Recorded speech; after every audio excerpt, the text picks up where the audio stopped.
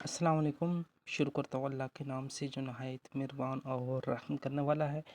اگلا کویسچن جو ہمارے پاس ہے کویسچن نمبر 3، علم دریت پر نوٹ لکھیں، دریت حدیث محدثین کے اصول بیان کریں۔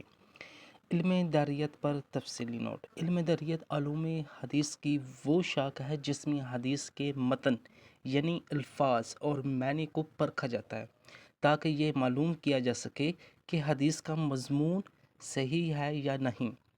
یہ علم حدیث کی انداز، مفہوم، زبان اور مواد کے بارے میں تحقیق کرتا ہے۔ علم دریت کا مقصد یہ ہے کہ حدیث کو ان کے حقیقی معنی میں سمجھا جائے اور ان سے غلط روایات کو الگ کیا جائے۔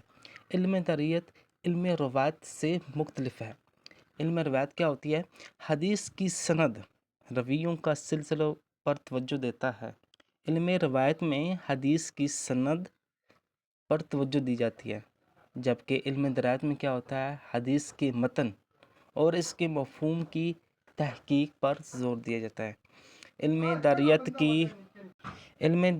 کی اہمیت۔ نمبر 1، حدیث کی حفاظت۔ علم دریت کے ذریعے حدیث کے مفہوم کو سمجھا اور محفوظ کیا جاتا ہے۔ نمبر 2، باطل روایات کی پہچان۔ علم دریت مدد کرتا ہے کہ غیر مستند یا جھوٹی حدیث کو پہچانا جا سکے۔ نمبر 3، شریعت کی تفہیم۔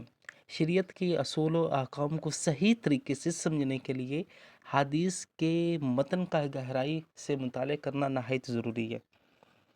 نمبر 4 پہ آتا ہے ذہنی استدلال۔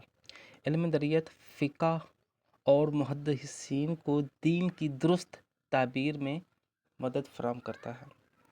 محدثین کے دریت کے حصول۔ محدثین نے دریت حدیث کے کئی اصول واضح کیے ہیں تاکہ حدیث کی درستگی کا تعین کیا جا سکے۔ یہ اصول درج ذیل ہے۔ نمبر 1، قرآن سے مطابقت۔ حدیث کے متن کو قرآن مجید کی تعلیمات کے ساتھ موازنہ کیا جاتا ہے۔ اگر کوئی حدیث قرآن کے واضح احکام کے خلاف ہو تو اسے مسترد کر دیا جاتا ہے۔ نمبر 2، سند اور متن کا تجزیہ۔ سند کو دیکھا جاتا ہے کہ تمام راوی قابل اعتماد ہیں، اور متن کا تجزیہ کیا جاتا ہے کہ کیا اس میں کوئی تضاد یا ناممکن بات شامل تو نہیں۔ نمبر 3 پہ آتا ہے عقل اور فطرت سے مطابقت۔ حدیث کے متن کو عقل اور فطری اصولوں کے مطابق پرکھا جاتا ہے۔ اگر کوئی حدیث فطری حقائق یا انسانی عقل کے خلاف معلوم ہو تو اسے پر مزید تحقیق کی جاتی ہے۔ نمبر 4، سابقہ حدیث اور شریعت کے ساتھ ہم آہنگی۔ حدیث کو دیگر مستند حدیث اور شریعت کے اصولوں کے ساتھ موازنہ کیا جاتا ہے۔ اگر کسی حدیث کے الفاظ اور زبان کا جائزہ لیا جائے، اگر کسی حدیث کا مفہوم متضاد ہو یا ترجیح کے اصولوں کو اپنایا جا سکتا ہے۔ نمبر 5، زبان اور طرز بیان کا جائزہ۔ حدیث کے الفاظ اور زبان کا جائزہ لیا جاتا ہے کہ کیا یہ رسول اللہ صلی اللہ علیہ وسلم کے انداز بیان کے مطابق ہے یا نہیں۔ راوی کے حالات کا جائزہ۔ راویوں کی حالات زندگی، ان کی سچائی، یادداشت اور دیانتداری کا جائزہ لیا جاتا ہے۔ اگر کوئی راوی جھوٹا یا کمزور یادداشت والا ہو تو حدیث کمزور سمجھی جاتی ہے۔